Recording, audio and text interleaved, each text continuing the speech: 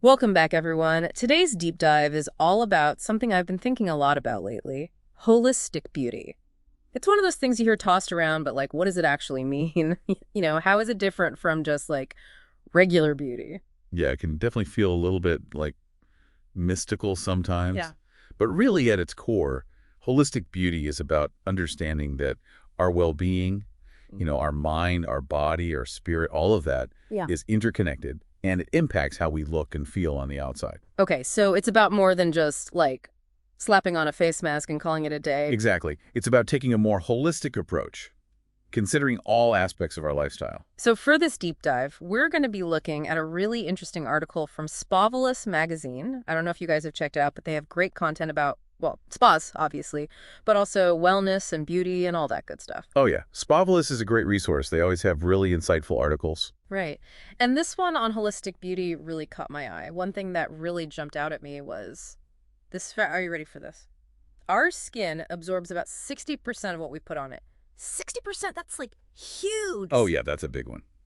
It really makes you stop and think, right? Like everything we're putting on our skin is actually making its way into our bodies. Exactly. So, like, suddenly that fancy moisturizer isn't just sitting on the surface, it's getting in there. It is. And that's why the article really emphasizes natural skincare as a foundation for holistic beauty. It's about minimizing those potentially harmful chemicals and nurturing our skin with ingredients that are good for us. So, what are some of the, like, red flags we should be looking for on ingredient lists? Well, the article mentions a few common culprits like parabens, sulfates, and synthetic fragrances. Okay, yeah, I've heard of those, but honestly, I don't really know what they are or why they're bad. Sure, so let's break it down. Parabens, for example, are preservatives. They help extend the shelf life of products, which, on the surface sounds good.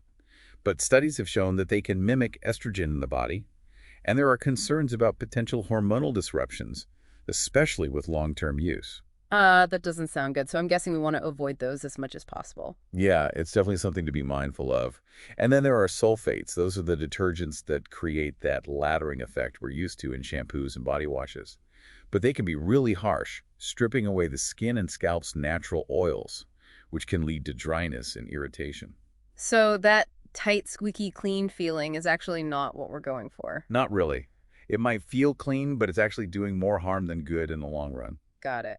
So natural skincare is about more than just following a trend. It's about protecting our health, right? Exactly. It's about making choices that support our well-being from the inside out.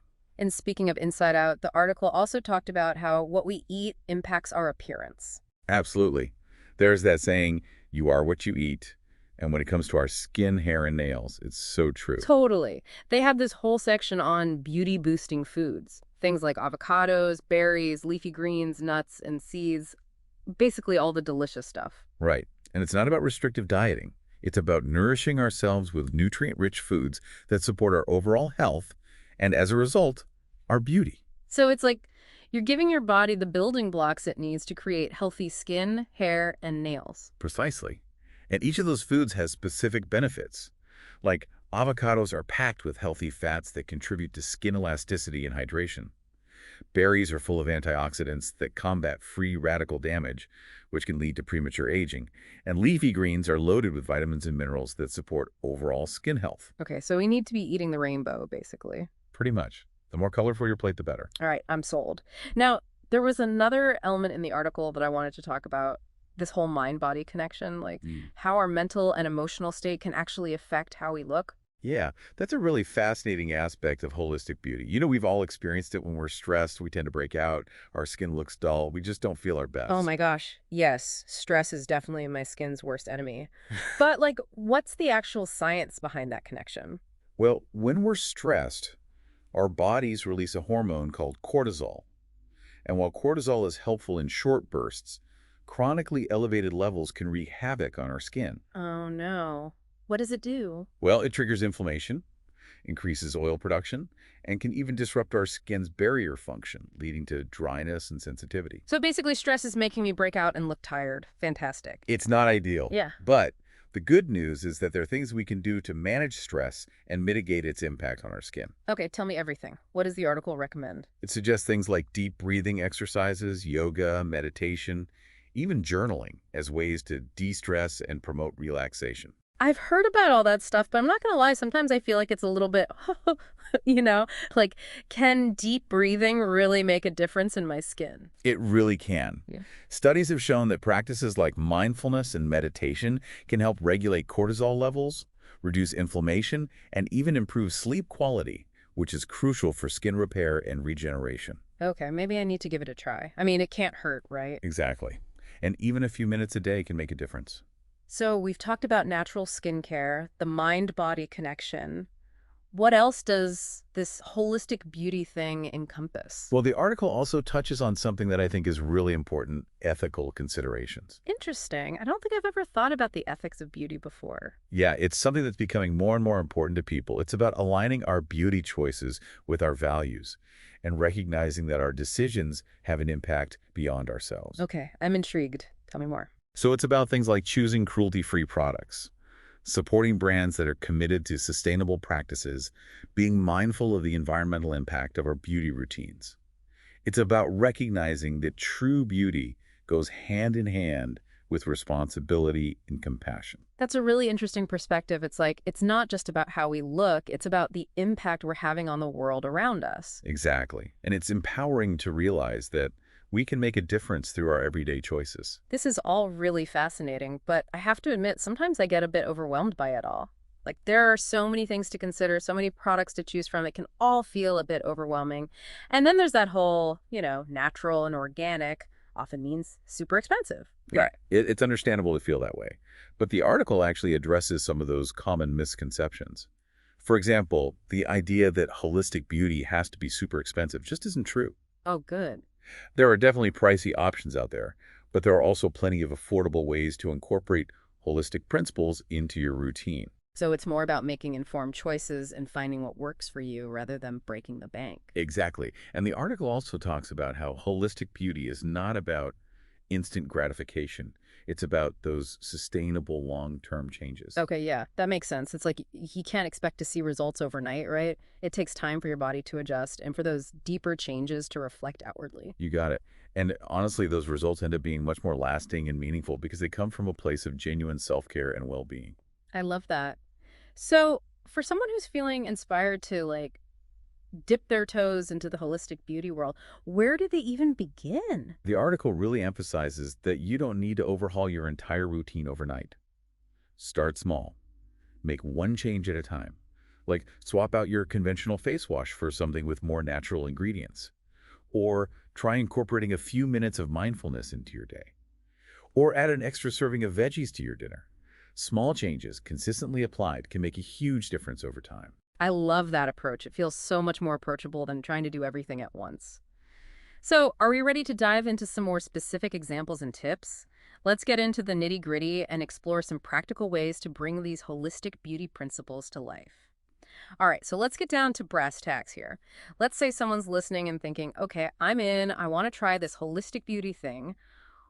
What are some actual things they can start doing, like today? Well, the article has this great section where they recommend what they call the one small change approach. Mhm. It could be something as simple as swapping out your regular face wash for one with, more natural ingredients, or trying out like a 5-minute guided meditation using an app or something, or even just like adding some berries to your breakfast. Yeah, that's a great point. It's way less intimidating than thinking you have to completely overhaul your entire life? Like, who has time for that? Exactly. So let's actually break down each of those categories a bit more. First up, natural skincare swaps. What are some specific things people can look for? Okay, so when it comes to cleansers, one of the easiest things to do is just look for ones that are plant-based. So Oh. instead of those harsh sulfates, they'll use things like coconut oil or aloe vera or chamomile. Oh, that makes sense. So they're still cleansing your skin, but they're not stripping away all the good stuff, right? Right, exactly. And it's the same idea with moisturizers. You want to look for things like shea butter or jojoba oil or argan oil, plant-based oils and butters that are going to hydrate your skin without, like, clogging your pores. Hmm. And it's not just for our faces, You're right? definitely not. Your body needs moisture too, so don't forget about your hands and legs and, well, everything. Okay, I'm definitely taking notes. Now let's talk about mindfulness. I'll be honest, I am so not a meditation person. Like my brain just does not shut off. I hear you. Yeah. But honestly, it doesn't have to be like, sitting on a mountaintop for hours on end. There are so many apps and resources now that make it super easy to just, like, dip your toe in. Even 5 minutes can make a difference. Okay, that feels a lot more manageable. And it's not just formal meditation either, right? Like the article talked about mindful walking and even just like really being present while you're enjoying a cup of tea. Yeah, exactly. It's really just about incorporating moments of awareness into your day. Like instead of just rushing through the dishes, actually paying attention to the feeling of the warm water and the soap suds, or, like you said, really savoring each sip of your tea. Hmm. Yeah, I am so guilty of like just going through the motions most of the time. So mindfulness is really about slowing down and actually appreciating those little moments. Exactly. It's about shifting from, like, autopilot to being more present and intentional in your life. I love that. All right, let's move on to the beauty from within stuff, the food. I mean, I'm all about avocados and berries, but Huh? are there any other like tips or recipes or things that you found helpful in terms of getting those beauty boosting foods into your diet? Oh, yeah, totally. I'm a huge fan of smoothies in the morning. You can just throw in a handful of spinach or kale with your favorite fruits, and you're good to go. It's an easy way to sneak in some extra greens. Smoothies are a lifesaver and like they taste good too, so it doesn't feel like you're forcing yourself to eat something healthy. Right. And there's so many variations. You can add chia seeds or flax seeds or even, like, hemp seeds. They all have tons of good stuff in them. Oh, I've been seeing those chia seed pudding recipes everywhere. I need to try those. Yeah. And speaking of seeds, the article also mentioned nuts and seeds as being good for you, right? Absolutely. They're great for adding to salads or yogurt or just having a snack. So it's really just about like making those little swaps throughout your day, trading the chips for some almonds or whatever. Exactly. It doesn't have to be complicated.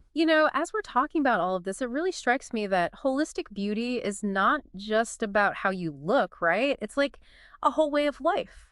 It totally is. It's about taking care of yourself, mind, body, and spirit. It's about making choices that are in alignment with your values. It's about recognizing that true beauty comes from a place of wholeness and balance. That's beautifully said. And it's so much more empowering than like just chasing after some fleeting trend or whatever. It totally is. It's about creating a lifestyle that supports your overall well-being. Okay, I have to ask though, did the article say anything about like how long it takes to see a result? I mean, I know we're talking about the long game here, but it's natural to want to see some changes, right? Totally. And the article actually emphasizes that patience is key. They say it takes time to develop unhealthy habits, so it takes time to reverse them and create new healthy ones. But it's important to remember that we're talking about really deep, fundamental changes, not quick fixes. Right, right. And we want those results to last, so it's worth putting in the time and effort. Absolutely. And it's not like you have to wait months to see any benefits. Even making those small changes can have a noticeable impact pretty quickly. Like, just switching to a gentler cleanser can often reduce dryness and irritation almost immediately. And incorporating even a few minutes of mindful breathing into your day can help you feel less stressed and more balanced right away. I love that. So it's not just about some far off goal, it's about enjoying the journey and those little wins along the way. Exactly. And those little wins can be super motivating and help you stick with it for the long haul. It's about finding joy in the process of taking care of yourself. Okay, I think we've covered a lot of ground here, but before we wrap things up, I wanted to circle back to something we touched on earlier, those ethical considerations. The article talked about cruelty-free products and sustainable brands. Can you talk a bit more about that? What are some things to look for when you're trying to make those more ethical choices? Sure. So one of the biggest things is choosing products that are cruelty-free, meaning they haven't been tested on animals. And there are actually certifications you can look for, like the Leaping Bunny or Cruelty-Free International. Those are good indicators that a brand is committed to ethical practices. Okay, I've seen those logos on products, but I didn't really know what they meant. Yeah, they're important to pay attention to. And it's not just about the individual ingredients, it's about supporting companies that have ethical practices throughout their whole supply chain. Right, so they're not just like slapping a cruelty-free label on something while still using unethical practices behind the scenes. Exactly. And that kind of ties into sustainability too. Look for brands that are transparent about where they source their ingredients from, how they manufacture their products, and what kind of packaging they use. Yeah, I've been trying to be more mindful of packaging. It's crazy how much waste we generate. It really is. So opting for products with minimal packaging or choosing refillable options whenever possible can make a difference. And supporting companies that use recycled or biodegradable materials is another great way to reduce your impact. This is amazing. I feel like there's so much to think about when you really start approaching beauty from this holistic perspective. It's like a whole new world. It is. It's about connecting the dots between our choices, our well-being, and the health of the planet. I feel like we could talk about this forever, but I think it's time to move on to our final takeaways. What do you say? Yeah, let's wrap it up. Okay, so as we wrap up our deep dive into holistic beauty, is there anything that really stands out to you? Like what's the biggest takeaway? I think for me, it's that reminder that beauty isn't a destination, it's a journey. It's like an ongoing process of self-discovery and self-care. I love that. It's not about, reaching some kind of end goal or achieving perfection. It's about making those choices that nourish your whole self, mind, body, and spirit. Exactly. And it's about recognizing that true beauty comes from how we feel about ourselves, not from some external standard. Yeah, that's so important. It's about feeling good in your own skin. And it really ties back to that idea that holistic beauty is so much more than just superficial changes. Right. It's about your lifestyle, your habits, your mindset. It's about creating a life that supports your well-being in every way. And it's about recognizing that small, consistent changes can make a huge difference over time. Oh, yeah, for sure. It's not about trying to change everything overnight. It's about finding those little things that work for you and slowly incorporating them into your daily life. Like swapping out that harsh cleanser for a Yeah. gentler, natural one, or taking a few minutes each day to just breathe and be present. Exactly. Or adding some berries to your breakfast or trying a new yoga class. It's all about finding those little rituals that nourish your body and soul. You know, thinking back to that fact about our skin absorbing 60% of what we put on it, it really makes you realize that what we put on our bodies is just as important as what we put in them? It is. It's a whole new way of thinking about beauty and self-care. Totally. It's like we have to be more conscious consumers and really think about the choices we're making, not just for our own health, but for the health of the planet, too. Yeah, absolutely. This has been such a great conversation. I feel like I have a whole new perspective on beauty and what it really means to take care of myself. Me too. It's inspiring. Right. Totally. It's a reminder that beauty isn't about striving for some unattainable ideal.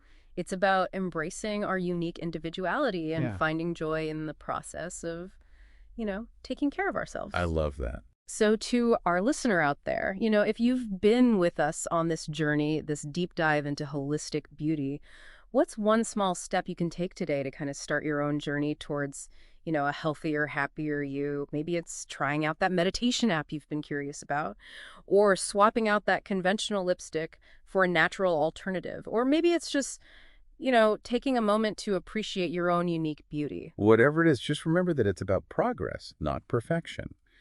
Embrace the journey and celebrate every step you take towards becoming a healthier, happier, more radiant you. Beautifully said. Thank you so much for joining us on this deep dive into holistic beauty. We'll see you next time for another fascinating exploration.